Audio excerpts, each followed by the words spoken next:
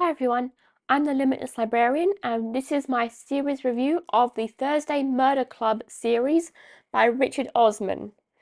This series is currently incomplete, however, I have read all 4 books that are currently out, and Richard Osman himself is currently taking a break from the Thursday Murder Club series.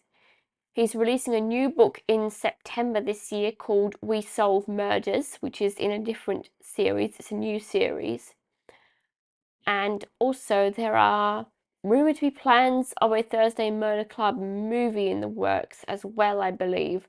They were put on hold last year due to the SAG-AFTRA strikes. I'll put links to sources on this lot in the description if you want to find out more. So, given that I have just recently finished The Last Devil to Die, which is book 4 of my Dimmicks Reading Challenge, and Richard Osman is currently, I guess, on a hiatus for this series, it seemed as good a time as any to review the whole series.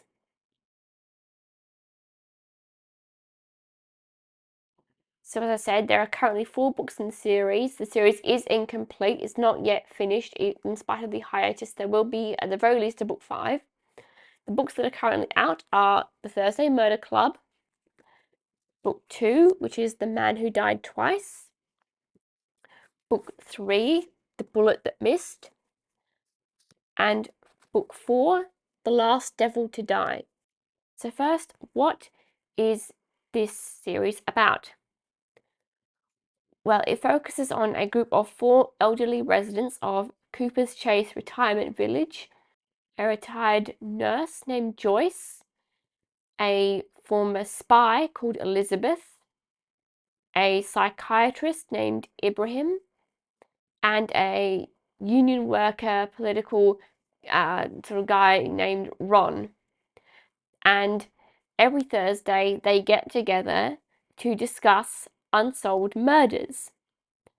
And so this series is basically a cozy crime series where these guys get together to solve, murders that happen, so new murders basically.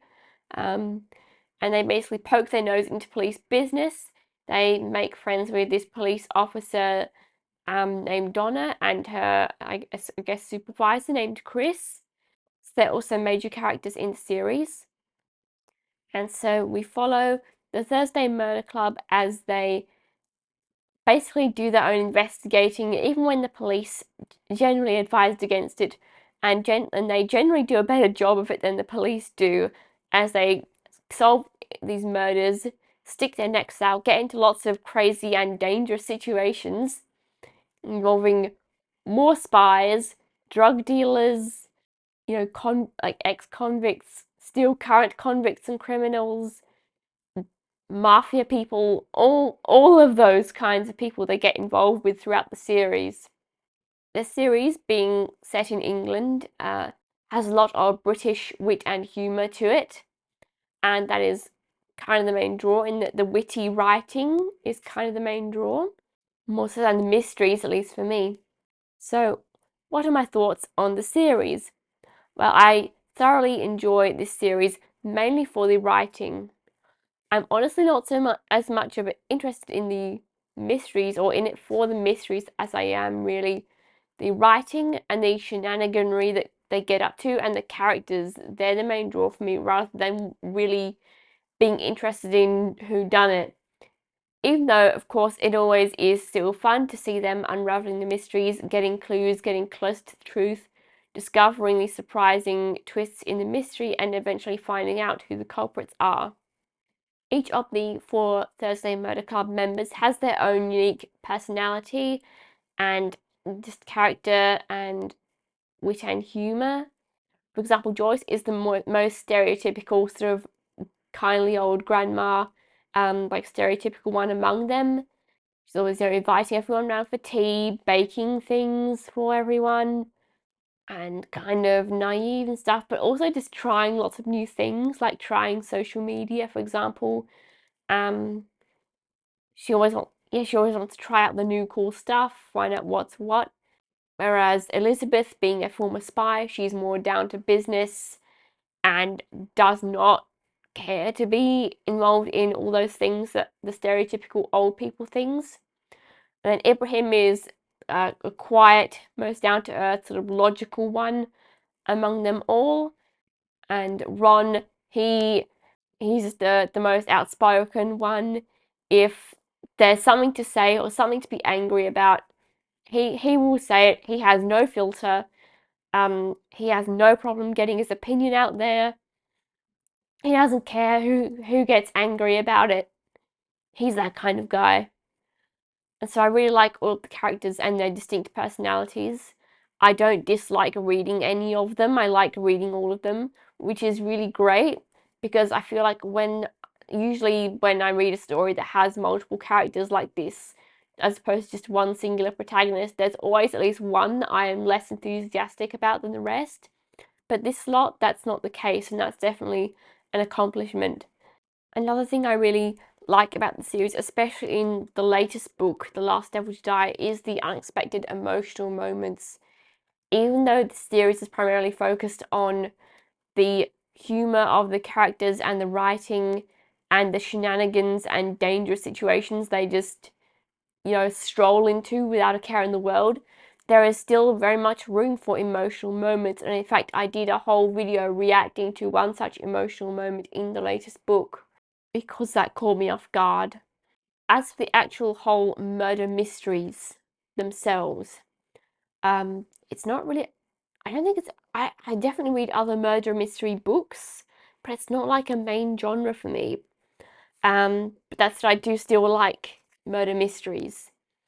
The first book starts off pretty tame with murders that are occurring in the retirement village, but as the series progresses, the murders get tied to all these other types of shady people and organizations and groups, which also ups the danger factor and forces them to go out and investigate more dangerous situations, go out into more different places, follow different leads.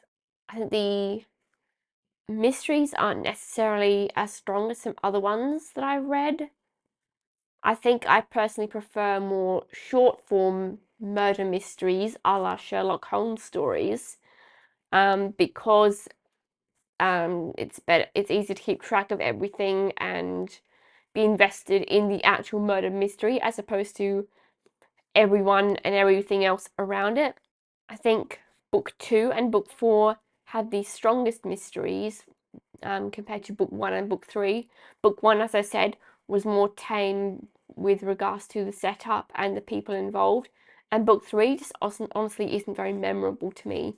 Book 3 is just the weakest book in the series, which is honestly a shame because I had this gorgeous Waterstones edition of it. I really love this book physically. It's a gorgeous book, a lovely shiny green fox on the book. So yeah, it's a shame that book 3 was the weakest one for me. Book 4 is definitely my favourite in the series. However, in spite of the fact that to me the murder mystery aspect is not the main draw, that being the main draw for me being the humour, the characters, and the shenaniganry involved, I think this is still fine as murder mysteries.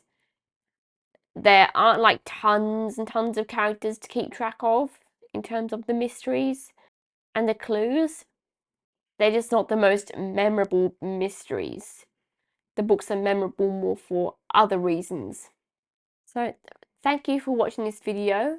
I apologise if this is a bit of a strange, bit of a, I don't know, wishy-washy sort of video. I'm in a bit of a funny headspace tonight, but I hope you still enjoyed the video regardless. Thank you for watching. Have you read the Thursday Murder Club books? If so, let me know what you thought of them in the comments. Do you have a favourite character? As for me, I think Ibrahim, mainly because I think I relate to him most. I think I'm a bit like him. It's more quiet and logical. It's more quiet and logical and introspective. I think I relate to him quite a bit. So let me know who your favourite was down in the comments below. And with that out of the way, as always, do lots of maths, read lots of books, and I'm sure you'll have a murder-free day.